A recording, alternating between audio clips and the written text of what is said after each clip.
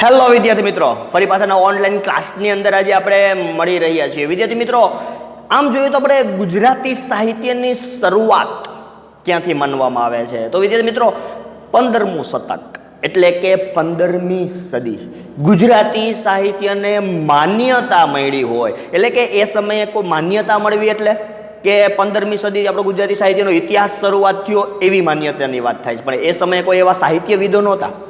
આજથી 500-600 વર્ષ પહેલાની આપણે વાત કરીએ છીએ. એટલે આજના સમયની અંદર, આધુનિક યુગની અંદર એ માન્યતા આપવાનું કામ કર્યું છે. તો 15મી સદી એટલે તો કે નરસિંહ મહેતા.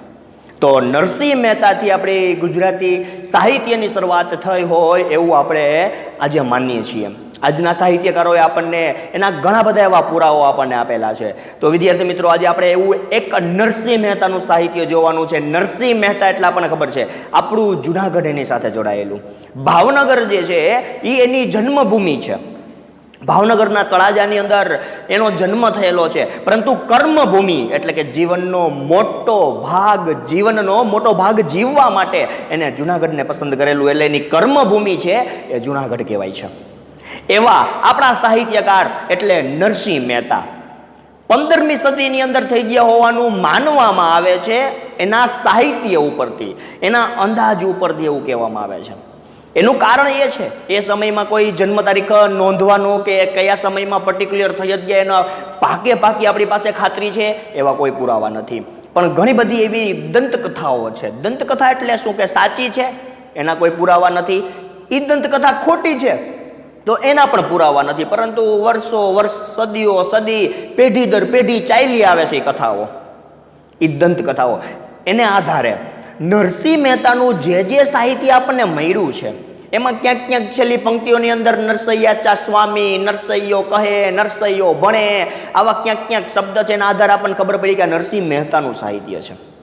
નરસિંહ મહેતાએ ગુજરાતી ભાષાના જે શબ્દોનો ઉપયોગ કર્યો છે એ શબ્દો 15મી સદીની અંદર બોલચાલની ભાષામાં ઉપયોગ થતા.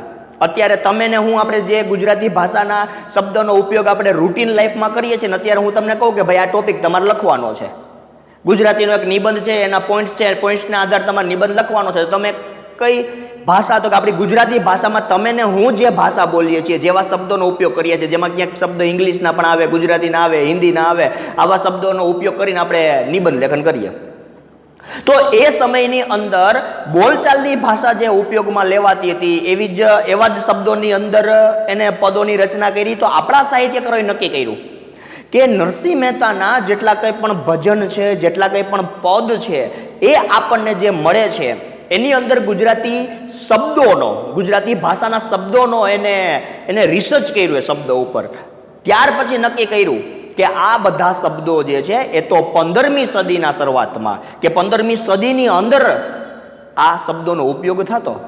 તો એવા તારણ ઉપર આવ્યા કે નરસિંહ મહેતા 15મી સદીમાં થઈ ગયા, કે 15મા શતકમાં થઈ ગયા. આમ જોઈએ તો પેલી જે 3 સદી જે છે એ કૃષ્ણ ભક્તિ ઉપર ચાલી આવી. 15મી સદીમાં નરસિંહ મહેતા કૃષ્ણ ભક્ત, 16મી સદીમાં મીરાબાઈ કૃષ્ણ ભક્ત, 17મી સદીમાં પ્રેમાનંદ એ પણ કૃષ્ણ ભક્ત. હા, પ્રેમાનંદે અલગ અલગ પ્રકારના 2 પ્રકારના સાહિત્ય લખ્યા છે. એક રાજાઓ ઉપર પણ લખ્યા છે અને એક આવા ઈશ્વર ઉપર આપણી પૌરાણિક કથાઓ છે રામાયણ મહાભારતની, એના ઉપર પણ એને લખ્યા છે. આપણા વેદો છે, આપણા પુરાણો છે, એમાં ક્યાંક જે કંઈ કથાઓ જોવા મળે છે એના ઉપર પણ રચના કરી છે. ત્યાર પછી 18મી સદીની અંદર આવ્યા છે દયારામ, એ પણ કૃષ્ણ ભક્ત બહુ મોટા થઈ ગયેલા. ત્યાર પછી આધુનિક યુગ આવ્યો અને આધુનિક યુગની અંદર હરીન્દ્ર દવેનું નામ છે કૃષ્ણ ભક્તની અંદર. નરસિંહ મહેતા પદ અને ભજન માટે પ્રચલિત થઈ ગયા. એ સૌથી પહેલા થયા છે, એટલા માટે એને આદિ કવિનું પણ એને બિરુદ આપવામાં આવ્યું છે. એક બીજી વસ્તુ આપણે થોડીક ધ્યાનમાં લેશું વિદ્યાર્થી મિત્રો. એ વસ્તુ એટલે શું? તો કે સાહિત્યમાંથી આપણને 4 પ્રશ્ન પૂછાય છે. સાહિત્યમાંથી એટલે આપણો જે લેખક અને કવિનો જે પરિચય હોય ને એમાંથી. પણ એમાં અમુક લિમિટેડ વસ્તુ છે. એક તો કવિને લેખકનું નામ. 4 પ્રશ્ન કાવ્યમાંથી અને 4 પ્રશ્ન પાઠમાંથી પૂછાય છે. એટલે એમાં લેખક કે કવિઓનું નામ, એટલે 8 પ્રશ્ન તૈયાર કરવાના થાય. તો લેખક કવિઓનું નામ, પછી આ કાવ્ય છે કે આ પાઠ છે એ શેમાંથી લેવામાં આવેલું છે? કોઈ પુસ્તક છે, એ પુસ્તકનું નામ, જે આપણું ચેપ્ટર પૂરું થાય ને એની પાછળના ભાગે કાઉન્સની અંદર આપણને આપેલું હોય છે, એ તૈયાર કરવાનું છે. ત્યાર પછી લેખક કવિના જે ઉપનામ આપેલા હોય એ ઉપનામ તૈયાર કરવાના છે. ત્યાર પછી તો કે એને કોઈ ખાસ બિરુદ મળેલું હોય, એને કોઈ ખાસ બિરુદ મળેલું હોય. જેમ કે નરસિંહ મહેતા છે તો એને આદ્ય કવિ માનવામાં આવ્યા છે, એને આદિ કવિ માનવામાં આવેલા છે, સૌથી જૂના સમયના એ છે. અને ત્યાંથી જ આપણે ગુજરાતી સાહિત્યની શરૂઆત માનેલી છે સાહિત્યકારો. એટલા માટે એને આદ્ય કવિ એટલે કે પૂજવા લાયક એવા કવિ, એવા ભક્ત, તો એને એક બિરુદ મળ્યું છે ખાસ. એ શબ્દથી એને વિશેષણથી એને નવાજવામાં આવ્યા છે. તો આવા વસ્તુ આપણને એની અંદર પૂછાઈ શકે. કવિ પ્રેમાનંદને કયું બિરુદ આપવામાં આવ્યું છે? તો એને કવિ શિરોમણીનું આપવામાં આવ્યું છે. નરસિંહ મહેતાને આદિ કવિનું આપવામાં આવ્યું છે. તો આવી રીતે બિરુદ પણ પૂછાઈ શકે. હા, પુસ્તકો તૈયાર નથી કરવાના. નરસિંહ મહેતાની કઈ કઈ કૃતિઓ જે છે એ બધી કૃતિઓ, એવા તો આપણે 24 ચેપ્ટર ભણવાના છે. 24 ચેપ્ટરના લેખક કવિઓ, એની અંદર કેટલી બધી એની કૃતિઓ હોય, હા, એ તૈયાર નથી કરવાની. પણ આપણે જે પાઠ કે આપણે જે કાવ્ય ભણવાનું છે શેમાંથી લેવામાં આવેલું છે એ જો આપેલું હોય તો એ તૈયાર કરવાનું છે. એટલે વિદ્યાર્થી મિત્રો, આ સાહિત્ય પરિચયના પ્રશ્નો પણ ખાસ તૈયાર કરવાના છે. તો આજે આપણે નરસિંહ મહેતાને ભણવાના છે. 15મી સદીની અંદર આપણે જવાનું છે. એક મોટા ભક્ત ઈશ્વરના આપણે કહેવા હોય તો એને કહી શકીએ. એના 2 પ્રકારના સાહિત્ય છે નરસિંહ મહેતાના. એક આત્મવૃતાંત પ્રકારનું સાહિત્ય છે. આત્મવૃતાંત એટલે કે ઈશ્વરની ભક્તિ કરતા કરતા સમયે એને કેવી કેવી તકલીફો પડી છે એવા પ્રકારના સાહિત્ય લખ્યા છે. એમાં સામળસાનો વિવાહ પણ આવે, કુંવરબાઈનું મામેરું પણ આવે, હુંડી પણ આવે. આ બધા ઈશ્વરની ભક્તિ કરતા કરતા સમયે ઈશ્વરે એને હર હંમેશને માટે થઈને એને સાથ દીધો છે. એવા એને ઘણા અનુભવ થયા છે, એ લખ્યા છે. એ આત્મવૃતાંત પ્રકારનું સાહિત્ય છે. એક સાહિત્ય છે એ ભક્તિ ઉપર છે, કે ઈશ્વરની ભક્તિ કરવા માટે થઈને કોઈ પદ કે કોઈ ભજનની એને રચના કરી હોય. તો આવા 2 પ્રકારના સાહિત્ય આપણે નરસિંહ મહેતાના જીવનની અંદર જોવા મળે છે. તો વિદ્યાર્થી મિત્રો, આજે આપણે જોવાનું છે એનું એક પદ, જેનું નામ છે અખિલ બ્રહ્માંડમાં. અખિલ બ્રહ્માંડમાં. હા વિદ્યાર્થી મિત્રો, કાવ્ય નંબર 1 એટલે કે ચેપ્ટર નંબર 1 અખિલ બ્રહ્માંડમાં, જેના રચયિતા છે નરસિંહ મહેતા, જેનો સાહિત્ય પ્રકાર છે પદ. જેનો સાહિત્ય પ્રકાર છે પદ, પણ શેમાંથી લેવામાં આવેલું છે આપણને કીધેલું નથી. તો સાહિત્યની દ્રષ્ટિયામાંથી કયા કયા પ્રશ્નો તૈયાર કરવાના થાય? તો કે તો ચેપ્ટરનું નામ છે અખિલ બ્રહ્માંડ. એના રચયિતા કોણ છે? તો કે નરસિંહ મહેતા. અખિલ બ્રહ્માંડનો સાહિત્ય પ્રકાર કયો છે? તો કે પદ છે. નરસિંહ મહેતાને કયું બિરુદ આપવામાં આવ્યું છે? તો આદિ કવિ, આદ્ય કવિનું બિરુદ આપવામાં આવેલું છે. બસ આવા 3-4 પ્રશ્નની અંદર તૈયાર કરવાનું થાય, કેમ કે શેમાંથી લેવાયેલું છે અખિલ બ્રહ્માંડમાં કાવ્ય એ આપણને આપેલું નથી, એટલે એ પ્રશ્ન તૈયાર કરવાનો થશે નહીં. તો સાહિત્ય પરિચયના આ પ્રશ્ન છે. અખિલ બ્રહ્માંડમાં ટાઇટલ પહેલા આપણે સમજી લઈએ. અખિલ, અખિલ એટલે સમગ્ર. અખિલ એટલે સમગ્ર. બ્રહ્માંડ એટલે આખી દુનિયા. આપણે આખી પૃથ્વીની બહાર આખું જે બ્રહ્માંડ છે એની અંદર જેટલા ગ્રહો છે એ બધી વસ્તુ આવી જાય. તો કે સમગ્ર બ્રહ્માંડની અંદર ઈશ્વર રહેલો છે. પરંતુ ઈશ્વર કેવો છે? તો કે હરેક જગ્યાએ એક સમાન છે. પરંતુ આજે માણસોએ શું કર્યું છે? અલગ અલગ દેવી દેવતાઓના નામ કરી દીધા છે, અલગ અલગ ધર્મના નામ કરી દીધા છે.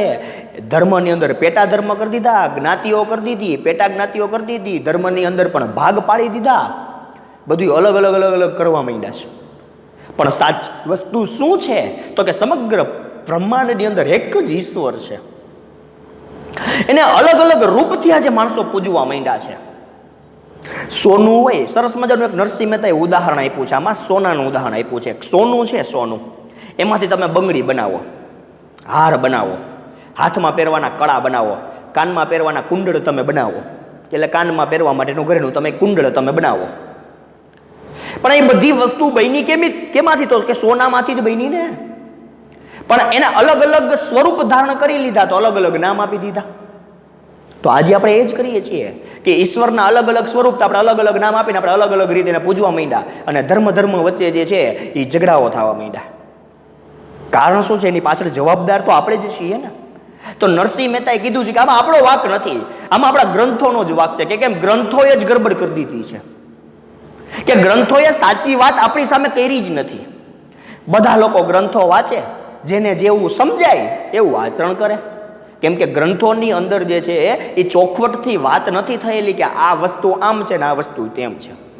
કેમ કે મહાજ્ઞાની વ્યક્તિઓએ ગ્રંથોની રચના કરેલી છે, તો એને એ પોતાના જ્ઞાનથી, પોતાના બૌદ્ધિક કૌશલ્યથી એને રચના કરી છે. પરંતુ એ લોકોને તો ખબર નહોતી ને કે અબૌદ્ધિક વસ્તુઓ, એટલે કે જે આ માણસો જે છે ને, કે બુદ્ધિ ક્ષમતાવાળા ઓછા માણસો જ્યારે આવા ગ્રંથો વાંચશે ને, તો એ લોકો પોતપોતાની સમજ પ્રમાણે કાર્યો કરવા માંડશે. તો આપણે ચોખવટ કરતા જાય, એ લોકોને ત્યારે ખબર નહોતી. કેમ કે એ લોકોની તો બૌદ્ધિક ક્ષમતા બહુ ઉચ્ચ લેવલે હતી. એટલે નરસિંહ મહેતા કહે છે કે ગ્રંથોએ જ ગડબડ કરી દીધી છે, કે ગ્રંથોએ જ આપણી સામે સાચી વાત લઈને નથી આવ્યા. એટલે જેને જેવું સૂજે, જેવું જેવું વિચારે એ રીતે આચરણ કરે છે. કે એટલા બધા ધર્મ ને એટલા બધા ઈશ્વર ને બધું આવી ચૂક્યું છે. પણ ઈશ્વર એક છે, અને કયા કયા સ્વરૂપે કેવી રીતે પૃથ્વી ઉપર વસેલો છે એ નરસિંહ મહેતાએ આપણા અખિલ બ્રહ્માંડ કાવ્યની અંદર ખૂબ સારી રીતે વિદ્યાર્થી મિત્રો સમજાવ્યું છે. હા વિદ્યાર્થી મિત્રો, થોડુંક ધ્યાન રાખવું પડશે. કેમ કે તમે ને હું જે શબ્દો બોલીએ છીએ એ શબ્દો નથી. કેમ કે 15મી સદીના શબ્દો છે, એટલે અમુક શબ્દો આપણને થોડાક સમજવામાં આપણને થોડાક અઘરા લાગશે, એનો અર્થ સમજવો થોડોક મુશ્કેલ લાગશે. કેમ કે જ્યારે જ્યારે પ્રશ્ન જવાબ લખવાની વાત આવે છે, ત્યારે આવા પ્રશ્નોના અંદર આવા જે શબ્દો આપણને નથી સમજાતા ને, એને આપણે લખી નથી શકતા અથવા યાદ નથી કરી શકતા, અને આપણા માર્ક્સ કપાય છે. જો તમે સમજવામાં થોડુંક વ્યવસ્થિત રીતે ધ્યાન આપશો, એ શબ્દને વ્યવસ્થિત રીતે એના અર્થની દ્રષ્ટિએ જો તમે વ્યવસ્થિત રીતે સમજી લેશો, તો લખવામાં અને વાંચવામાં તમને એ સમસ્યા આવશે નહીં.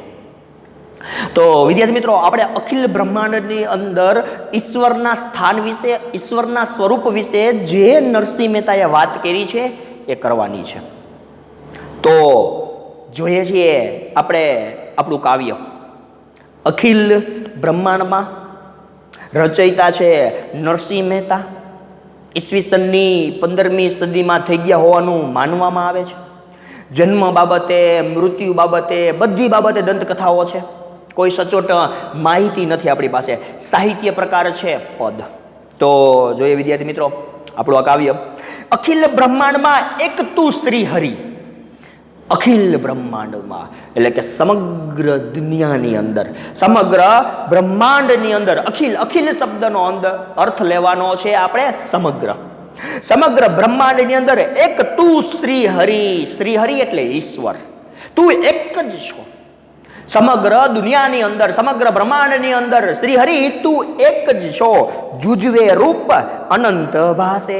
જુજવે રૂપ, જુજવે એટલે અલગ અલગ, જુજવે રૂપ એટલે અલગ અલગ રૂપમાં, અલગ અલગ રૂપમાં તું છો.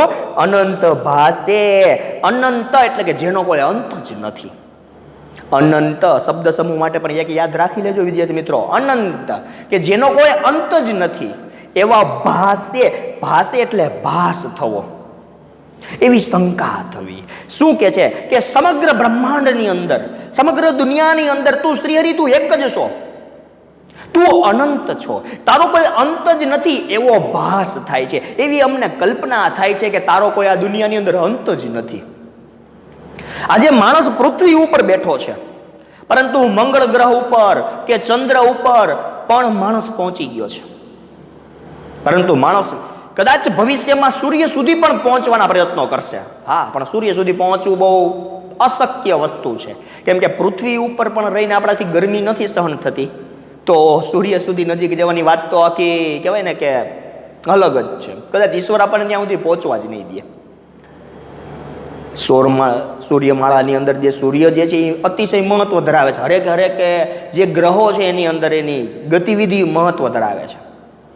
તો જેવી રીતે સૂર્યનો પ્રકાશ અનંત છે, એવી રીતે ઈશ્વર પણ અનંત છે એવું આપણને ભાસ થાય છે. દેહમાં દેવ, જો કેવી રીતે કઈ જગ્યાએ કયા સ્વરૂપે ઈશ્વર છે, 2 માર્ક્સના પ્રશ્નમાં પૂછાય છે આ વસ્તુ. ધ્યાનમાં રાખજો વિદ્યાર્થી મિત્રો કે કયા સ્વરૂપે ઈશ્વર રહેલો છે. દેહમાં દેવ તું. દેહ, દેહ એટલે શરીર. શરીરમાં તું ઈશ્વર સ્વરૂપે છો. દેવ, દેવ એટલે ઈશ્વર, ભગવાન. શરીરની અંદર તું દેવ સ્વરૂપ છો. તત્વમાં તેજ, હરેકે હરક તત્વ. પૃથ્વી ઉપર રહેલો જે માણસ છે ને, જીવન જીવવા માટે જેટલા પણ તત્વનો ઉપયોગ કરે છે ને, એ તત્વની અંદર તું તેજ સ્વરૂપે છો. તેજ એટલે પ્રકાશની વાત થાય છે. એક અલગ પ્રકાશ સ્વરૂપે છો તું. શૂન્યમાં શબ્દ થઈ વેદ વાસે. શૂન્યમાં તું શબ્દ છો. એ કે શૂન્યની અંદર તું શબ્દ થઈ રહ્યો અને વેદ વાસે. વાસે એટલે શું? તો કે રહેવું. વાસે શબ્દનો અંદર નો અર્થ થશે રહેવું. તો કે તું શબ્દ સ્વરૂપે તું વેદની અંદર રહેલો છે. આપણા ત્યાં 4 વેદ છે. આપણી જે આખી આખી ધર્મ, હિન્દુ ધર્મની જે સંસ્કૃતિ છે ને, એ આ 4 વેદ, પુરાણો, ભગવદ્ ગીતા એના ઉપર સ્થાયી થયેલો છે. તો એમ કહે છે કે તું મનુષ્યના શરીરની અંદર તું દેવ સ્વરૂપ છો. મનુષ્યને જીવવા માટે જે કંઈ પણ તત્વની જરૂર છો, એ તત્વની અંદર તું તેજ સ્વરૂપ છો. તો તું વેદોની અંદર તું શબ્દ સ્વરૂપે છો. કેમ કે આપણા વેદ જે છે ને, કુલ વેદને જ આપણે ઈશ્વર માનીએ છીએ, કેમ કે એ ઈશ્વરની જ દેન છે. એટલે કહે છે કે વેદની અંદર તું, તો કે તું શબ્દ સ્વરૂપે છો. પવન તું, પાણી તું, ભૂમિ તું, ભૂધરા, વૃક્ષ થઈ ફૂલી રહ્યો આકાશે. પવન તું, આ પૃથ્વી સપાટી ઉપર પવન છે એ પણ તું જ છો. જો મનુષ્યને જીવન જીવવા માટે થઈને આ ધરતી છે, આકાશ છે, પવન છે, પાણી છે, આ બધાની જરૂરિયાત પડે છે. તો એ ધરતી ઉપર વહેતો જે પવન એ પણ તું જ છો. ધરતી ઉપર વહેતું પાણી એ પણ તું જ છો. ભૂમિ તું, ભૂધરા, ભૂમિ આ ધરતી, આ જમીન જે કંઈ પણ છો એમાં પણ તું છો. ભૂધરા, ભૂધરા એટલે કે ધરતીને ધારણ કરવા વાળો. ધરતીને ધારણ કરવા વાળા, તો કે શ્રી કૃષ્ણ માટે શબ્દ વપરાયેલો છે. અહીંયા ભૂધરા શબ્દ છે એ શ્રી કૃષ્ણ ઉપર. આગળ જે પહેલી પંક્તિની અંદર જે શ્રીહરિ શબ્દ હતું એ પણ શ્રી કૃષ્ણ માટે વપરાયેલું છે. તો કે આ ધરતીને ધારણ કરવા વાળો જે શ્રી કૃષ્ણ જે છે, એ પવનમાં પણ કૃષ્ણ, પાણીમાં પણ કૃષ્ણ, આ ધરતીમાં પણ કૃષ્ણ. વૃક્ષ થઈ ફૂલી રહ્યો આકાશે. જેવી રીતે એક બીજ વૃક્ષનું વાવેલું હોય, એમાંથી થડ સ્વરૂપ ને એમાંથી સરસ મજાની ડાળીઓ સ્વરૂપ જેમ આકાશની અંદર વિકસિત થતું જાય, જેમ જેમ ઊંચું ચડતું જાય ને વિકસિત થતું જાય, બસ તું વૃક્ષની જેમ તું આકાશે ફૂલી રહ્યો. આકાશે ફૂલી રહેવું એટલે તું વિકસિત થઈ રહ્યો. ઈશ્વર જે છે એ વિકસિત થઈ રહ્યો, એના માટે સરસ મજાનું ઉદાહરણ આપ્યું છે. વૃક્ષ થઈ ફૂલી રહ્યો એટલે તું વિકસી રહ્યો છો વૃક્ષની જેમ. વિવિધ રચના કરી અનેક રસ લેવાને. ત્યાં પૃથ્વી ઉપર, આ ધરતી ઉપર જે છે ને, અલગ અલગ રચનાઓ કરી છે. ત્યાં અલગ અલગ રસ લેવા માટે થઈને, કે મનુષ્ય જીવન જે છે એ જીવે ને તો અલગ અલગ રસથી, પોતાને સુખ આનંદથી એ જિંદગી જીવી શકે. એટલા માટે થઈને તે અલગ અલગ રચનાઓ કરી. નદીઓની રચના કરી, સમુદ્રોની રચના કરી, ધરતીની રચના કરી, પહાડોની રચના કરી, કુદરતી સંપત્તિ, કુદરતી સૌંદર્યની રચના કરી. આપણે પહાડ ઉપર જાય છે કે પહાડવાળા તળેટીના વિસ્તારમાં જતા આપણને આનંદ આવે છે. હિલ સ્ટેશન ઉપર જાય છે તો આપણને આનંદ આવે છે. ક્યાંક એવા પ્રકૃતિના ખોળે જાય છે તો આપણને આનંદ આવે છે. આ બધી રચના કેને કરી છે? તો કે ઈશ્વરે કરી છે. એટલે નરસિંહ મહેતા કહે છે કે ત્યાં આ બધી અલગ અલગ રચનાઓ કરી. શું કામે? તો કે જિંદગીના અલગ અલગ રસ માણવા માટે થઈને ત્યાં કરી. શિવ થકી જીવ થયો એ જ આસે. આસે એટલે આશા. એ શું કે છે? તું શિવ થકી જીવ બન્યો, એટલે તું શિવમાંથી તું જીવ બન્યો ને, એવી જ આશાએ તું બન્યો છે. શું કામે? કેમ કે ઈશ્વરે પણ આ ધરતી ઉપર જન્મ લીધો છે. ઈશ્વરે પણ આ ધરતી ઉપર જન્મ લીધો છે, માતાના ખોળે જન્મ લીધો છે. કેમ કે એને જે અલગ અલગ રસ લેવા માટે થઈને આ બધી રચના કરી છે ને, તે રચનાને માણવા માટે થઈને ઈશ્વર ખુદ આવ્યો છે એક જીવ બનીને. જન્મ પણ થયો છે ઈશ્વરનો, અને ઈશ્વરનું મોત પણ થયું છે. રામ અવતાર, કૃષ્ણ અવતાર, રામાયણ ને મહાભારતની અંદર આપણે આ વસ્તુ જોઈએ છીએ વિદ્યાર્થી મિત્રો. એટલે જ કહે છે કે તું શિવમાંથી તું જીવ એટલા માટે જ બન્યો કે આ ધરતી ઉપર રસ લેવા માટે તે જે વિવિધ રચનાઓ કરીને એનો તું રસ લઈ શકે, એવી આશાએ જ તું શિવમાંથી તું જીવ બન્યો છો. વેદ તો એમ વદે. વેદ અને વદે, જો ઉપરથી માત્રાનો જ ફરક છે. વેદમાં વ ઉપર માત્રા છે અને વદેમાં દ ઉપર માત્રા છે. બે શબ્દમાં ફરક છે. વેદ, વેદ એટલે આપણા 4 વેદ. આપણા જે 4 વેદ છે એ એમ વધે વધે વધે એટલે કહે. બીજો જે વધે શબ્દ છે ને એટલે કહે. વેદ પણ એમ જ કહે છે. વેદ તો એમ વધે એટલે વેદ તો એમ જ કહે. શ્રુતિ સ્મૃતિ સાખ દે. ચલો, શ્રુતિ એટલે શ્રવણ દ્વારા. શ્રુતિ અને ધ્યાન રાખજો, શ્રુતિ અને સ્મૃતિ આ બે શબ્દનું યાદ રાખજો, ધ્યાન રાખજો. શ્રુતિ એટલે સાંભળીને, શ્રવણ દ્વારા, અને સ્મૃતિ, સ્મૃતિ એટલે યાદ શક્તિ એવો અર્થ નથી લેવાનો. સ્મૃતિ શબ્દનો અર્થ આપણે અહીંયા શું લેશું તો કે વેદ પછીના જેટલા પણ આપણા જે ગ્રંથો લખાયેલા છે, પુરાણો છે, ભગવદ્ ગીતા છે, આ બધી છે ને એ વેદ પછીની વસ્તુઓ છે. તો કે સ્મૃતિ એટલે વેદ પછી જેટલા પણ આપણા ધર્મ ગ્રંથો થયા છે, પુરાણો જે થયા છે એ બધા, તો કે શ્રવણ દ્વારા એટલે કે સાંભળીને, સાંભળવા દ્વારા વેદ પછીના જેટલા પણ આપણા જે ધર્મ ગ્રંથો જે છે ને એ સાખ પુરાવે છે, એટલે કે સાબિતી આપે છે. ચલો, સાખ દે. સાખ દે એટલે સાબિતી આપવી, સાખ પુરાવવો. શું કહે છે કે વેદ પણ આપણું એવું જ કહે છે. શું કહે છે તો કે વેદ પછીના જેટલા કંઈ પણ ગ્રંથો થઈ ગયા છે ને આપણા ધર્મ ગ્રંથો, એ જ સાબિતી પુરાવે છે. શું તો કે પવનમાં ઈશ્વર, ધરતી ઉપર ઈશ્વર, આકાશમાં ઈશ્વર, પાણીમાં ઈશ્વર, ધરતી પર ઈશ્વર, બધી જગ્યાએ ઈશ્વર જે છે એ વેદોમાં તો કીધેલું જ છે, પણ વેદ પછીના જેટલા કંઈ પણ ધર્મ ગ્રંથો છે ને એમાં પણ એ વસ્તુ કીધી છે, એ પણ સાબિતી આપણને આપે છે. કનક કુંડળ વિશે ભેદ ન હોય. ચાલો, કનક કુંડળ. ચાલો, કનક, કનક એટલે સોનું, સમાનાર્થી શબ્દમાં પૂછાય આપણને. કનક, કનક એટલે સોનું. કુંડળ એટલે કાનમાં પહેરવા માટેનું ઘરેણું. કુંડળ શબ્દ સમૂહમાં પૂછાય છે. કાનમાં પહેરવા માટેનું ઘરેણું, એને કુંડળ કહેવાય. તો કે સોનામાંથી બનાવેલું જે કુંડળ છે, એટલે કે સોનામાંથી બનાવેલું જે કાનનું ઘરેણું છે ને, કાનમાં પહેરવા માટેનું, એમાં બેમાં કોઈ ભેદ નથી હોતો. શું ભેદ નથી હોતો? વિશે ભેદ ન હોય, એટલે કે એ બંનેમાં ભેદ નથી હોતો. ઘાટ ઘડ્યા પછી નામ રૂપ જુજવા. ઘાટ ઘડાણો એટલે એને નામ આપી દેવામાં આવ્યું, એટલે નામ કેવા છે? જુજવા, એટલે અલગ છે. સોનું છે એમાંથી સરસ મજાનું કાનમાં પહેરવા માટે ઘરેણું બનાવ્યું, તો આપણે એને શું નામ આપી દીધું? ઘાટ ઘડાઈ ગયું એટલે એને આપણે કુંડળ નામ આપી દીધું. પણ કુંડળમાં મેન તો સોનું જ છે ને. તો બધી જગ્યાએ મુખ્ય ઈશ્વર તો એક જ છે. તો એવી રીતે જેમ એમાંથી આપણે અલગ જેમ ઘરેણું બનાવ્યું, એવી રીતે આપણે આવા ઈશ્વરોને અલગ અલગ કરી દીધા છે. બહુ સરસ ઉદાહરણ સમજાવે છે કે ઘાટ ઘડ્યા પછી નામરૂપ જુજવા. અંતે તો હેમનું હેમ હોય ને, પણ અંતે તો હેમનું હેમ. હેમ એટલે સોનું. કનક અને હેમ એ બે સમાનાર્થી શબ્દો આપ્યા છે સોના માટેનો. છેલ્લે તો હેમનું હેમ હોય, કે છેલ્લે તો સોનાનું તો સોનું જ છે ને. સોનામાંથી તમે હાથમાં પહેરવા માટેના કળા બનાવો, ગળામાં પહેરવા માટેનો હાર બનાવો, કે કાનમાં પહેરવા માટેના તમે કુંડળ બનાવો, પરંતુ અંતમાં છેલ્લે અંતે સોનું તો સોનું જ છે ને. તો એવી રીતે ઈશ્વર એક જ છે. ગ્રંથે ગરબડ કરી. નરસિંહ મહેતા કહે છે કે આમાં આપણો કોઈ વાંક નથી, આમાં આપણી કોઈ ભૂલ નથી, આમાં ગ્રંથોની ભૂલ છે. ગ્રંથે જ ગરબડ કરી, વાત નવ કરી ખરી. નવ એટલે ના, નથી એવો અર્થ, નકારના અર્થમાં, કે સાચી વાત એને કરી જ નહીં આપણને. ખરી, ખરી એટલે સાચી, કે ગ્રંથે જ ગરબડ કરી દીધી છે, કેમ કે ગ્રંથે જ આપણને સાચી વાત કરેલી નથી. જેને જે ગમે તેને પૂજે, જેને જે ગમ્યું એને પૂજવા માંડ્યું.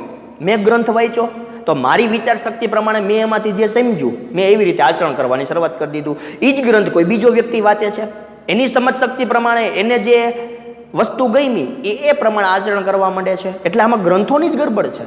ગ્રંથોએ જે જ્ઞાન આપે છે એમાં જ ગરબડ છે, કેમ કે આપણને સાચી વાત કરી જ નથી. જેને જેવું એમાં સૂઝ્યું, એવું એવું એને વર્તન કર્યું. એ કેમ? જેને જે ગમે તેવું તેવું તે કરે.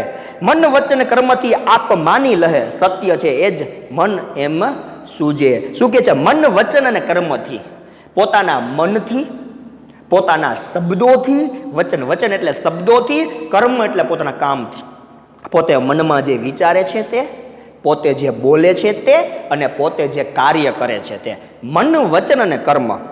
મનનો અર્થ એટલે મનમાં વિચારવું, વચન એટલે શબ્દ બોલવા, અને કર્મ એટલે જીવન દરમિયાનના કાર્યો, કામ કરવું તે. તો કે મન વચન અને કર્મથી આપ માની લહે, પોતાના મનથી, પોતાના વચનથી અને પોતાના કાર્યથી એટલે કે કર્મથી જેને પોતાનું સમજી લીધું છે, જેને પોતાનું સમજી લીધું છે. સત્ય છે એ જ મન એમ સૂજે, કે સત્ય સાચું એ જ છે કે આપણું મન જે આપણને સૂજાડે છે, મન આપણને જે વાત કરે છે એ જ સત્ય છે.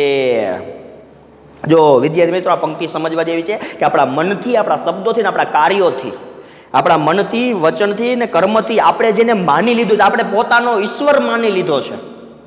ગ્રંથે આપણને જે વાત કરી છે એમાંથી આપણી વિચાર શક્તિ પ્રમાણે આપણે જેને ઈશ્વર માની લીધો છે એ આપણું જે મન કહે તેને તમે એને પૂજો. એ સાચું. એ કે વૃક્ષમાં બીજ તું, બીજમાં વૃક્ષ તું, જવ પંટંતરો એ જ પાસે. વૃક્ષમાં બીજ તું, વૃક્ષની અંદરથી સરસ મજાનું બીજ થાય અને એ જ બીજ છે એ તમે જમીનમાં વાવો તેમાંથી પાછું એક બીજું વૃક્ષ થવાનું છે. તો શું કીધું? વૃક્ષમાં બીજ અને બીજમાં પાછું વૃક્ષ. એટલે હતું તો ત્યાં ને ત્યાં જ આવી જાય છે ને પાછું. વડલો હોય એમાં સરસ મજાના લાલ કલરના ટેટા થાય. એ ટેટાને તમે તોડો ને અંદરથી સફેદ કલરના બી નીકળે. એ સફેદ કલરના બી તમે તોડો તેમાંથી સફેદ કલરનું નરી આંખે ન દેખાઈ શકે એવું સફેદ કલરનું પ્રવાહી નીકળે. એ જો જમીનમાં પડી જાય ને, ક્યાંક ખાડાની અંદર પડી જાય અને પછી એને પાણી દેવામાં આવે અથવા વરસાદ આવે ને તો ત્યાં પછી બીજો વડલો થાય. તો એ વડલા ઉપર જ ટેટો થયો, એ ટેટાની અંદર જ સફેદ બી થયું અને એ જ સફેદ બીમાંથી નીકળતું પ્રવાહી એની અંદર જ થયું ને એમાં જ પાછું એક નવો વડલો આખો સમાયેલો છે. એટલે કે છે વૃક્ષમાં બીજ તું જ અને બીજમાંય પાછું વૃક્ષ એને જ છે. એટલે તમે ગમે તે બાજુથી તમે કરો પ્રયત્ન, પરંતુ ઈશ્વર કેવો છે? એક જ છે. જવું પંટંતરો એ જ પાસે. ચલો, પંટંતરો એટલે આવરણ. પણ સાચું શું છે, ખોટું શું છે, એ બંને વચ્ચે એક આવરણ રહેલું છે. આજનો માણસ જે છે, પૃથ્વી સપાટી ઉપર રહેલો જે મનુષ્ય જે છે ને, એ આ આવરણને ભેદી નથી શકતો. એટલે સાચું ખોટું જે છે ને ખબર નથી પડી શકતી. એટલે જ મનુષ્ય એમ કહે છે કે મારો ધર્મ સૌથી ચડિયાતો, મારો ધર્મ સૌથી ચડિયાતો, મારી નાત સૌથી ચડિયાતી, હું જે ધર્મ માનું છું, હું જે ઈશ્વરમાં માનું છું એ ઈશ્વર સૌથી ચડિયાતો. માણસ એટલે જ કરે છે કે જો એ સમજી જાય ને વૃક્ષની અંદર જ બીજ થાય છે ને, એ જ બીજ આપણે વાવીએ ને તો એમાંથી ફરી પાછું વૃક્ષ ઉગે છે. આ વચ્ચેનો જે ભેદ છે એ ભેદ જો માણસ સમજી જાય તો ક્યાંય પણ સમસ્યાઓ થવાની નથી. તો આવો જ હું આવરણ જોઉં છું આવા લોકોની પાસે. કેમ? ભણે નરસૈયો. ચાલો, ભણે, ભણે શબ્દનો અર્થ લેવાનો છે કહે. ભણે એટલે ભણવું એવો અર્થ નથી લેવાનો વિદ્યાર્થી મિત્રો. ભણે નરસૈયો, તો કે નરસૈયો એવું કહે છે એ મન તણી શોધના. શોધના એટલે શુદ્ધિ, શોધના એટલે શુદ્ધિ એવો શબ્દ લેવાનો છે. એ મન તણી શોધના, આ આપણા મનની શુદ્ધિ છે. આ આપણા મનની શુદ્ધિ એટલે પવિત્રતા. આ આપણા મનની શુદ્ધિ છે, આ આપણા મનની પવિત્રતા છે. પ્રીત કરું પ્રેમથી પ્રગટ થાશે. જોયું? પ્રીત કરું, જો પ્રેમ કરીશ ને, મારા ઈશ્વર ઉપર હું વિશ્વાસ રાખીશ અને મારા ઈશ્વરને જો હું પ્રેમ કરીશ ને તો પ્રેમથી પ્રગટ થશે અને આવા જ પ્રેમથી મારી સામે છે ને પ્રગટ થઈ જશે. એટલે કે મારી સામે જે છે આવીને ઊભા રહેશે. તો ઈશ્વરની ભક્તિ તમારે કરવી છે તો સમગ્ર દુનિયાની અંદર, સમગ્ર બ્રહ્માંડની અંદર ઈશ્વર તો એક જ છે. કેવા કેવા અલગ અલગ સ્વરૂપે ને કેવી રીતે રહેલો છે એ તો આપણને નરસિંહ મહેતાએ કીધું, પરંતુ છેલ્લી પંક્તિમાં બહુ સરસ વાત કરી છે કે જો તમારા મનની પવિત્રતા હશે ને, તમારા મનની શુદ્ધિ હશે અને તમે તમારા ઈશ્વરને જો પ્રેમ કરતા હશો ને તો એ પ્રેમથી તમારી સામે પ્રગટ થઈ જશે. પરંતુ આવો પ્રેમ મીરાબાઈ, નરસિંહ મહેતા એવા વ્યક્તિઓ જે છે એ કરી શકે. એ પ્રેમ કરવા માટે થઈને આ જે કળિયુગની અંદર રહેલો જે માણસ, આમ જોઈએ તો ઘોર કળિયુગની અંદર રહેલો માણસ છે, એના માટે વસ્તુ શક્ય જ નથી. બાકી તો એવા ઘણા બધા સાધુ સંતો થઈ જાય છે કે શું સાક્ષાત્કાર ઈશ્વર એને આપ્યો છે. આ 15મી સદી ને 16મી સદી કળિયુગની જ વાત કરીએ છીએ આપણે. આ નરસિંહ મહેતા ને મીરાબાઈ કળિયુગમાં જ થઈ ગયા, છતાં પણ ઈશ્વરે સાક્ષાત્કાર કર્યો છે. શું કામે? એ છેલ્લી જ પંક્તિ આપણને સમજાવે છે કે જો તમારું મન પવિત્ર હશે ને, મન શુદ્ધ હશે ને તો. પરંતુ આપણું મન પવિત્ર કે મન શુદ્ધની ક્યાં વાત કરીએ છીએ આપણે? આપણા કર્મથી, આપણા કાર્યથી જેટલા પાપ નથી કરતા ને એટલા તો આપણે આપણા મનથી પાપ કરીએ છીએ. કોઈનું બીજાનું ખરાબ વિચારવું કે ખરાબ બોલવું ને એ પણ એક પ્રકારનું પાપ જ છે. તો આપણું મન આમાં પવિત્ર ક્યાંથી રહેવાનું છે? નથી રહેવાનું. એટલે નરસિંહ મહેતા કહે છે જો તમારું મન પવિત્ર હશે, મન શુદ્ધ હશે ને, પ્રેમ કરશો ને તમે તમારા ઈશ્વરને તો પ્રેમથી પ્રગટ થશે. તો વિદ્યાર્થી મિત્રો, આ હતું આપણું કાવ્ય, પહેલું કાવ્ય અખિલ બ્રહ્માંડમાં. આની અંદરથી વિદ્યાર્થી મિત્રો 2 માર્ક્સના પ્રશ્નની અંદર કયા કયા સ્વરૂપે ઈશ્વર રહેલો છે એ વસ્તુ તમે ખાસ કરજો. 4 માર્ક્સનો પ્રશ્ન જવાબ પણ આની અંદરથી ખાસ રીતે આપણને પૂછાય છે. આઈએમપી રીતે આપણને પૂછાય છે, એટલે એ પણ તમારે તૈયાર કરવાનો રહેશે. તો આ જોયું આપણે અખિલ બ્રહ્માંડમાં નરસિંહ મહેતાનું સાહિત્ય. અહીં સુધી આપણો આ લેક્ચર્સ વિદ્યાર્થી મિત્રો રાખીએ છીએ. નવા ઓનલાઈન ક્લાસમાં, નવા વિડીયો ક્લાસની અંદર ફરી પાછા મળશું કંઈક નવા સાહિત્ય પ્રકાર સાથે, નવા લેખક કે કવિ સાથે, એક નવી વાત સાથે. ત્યાં સુધી રજા લઈએ.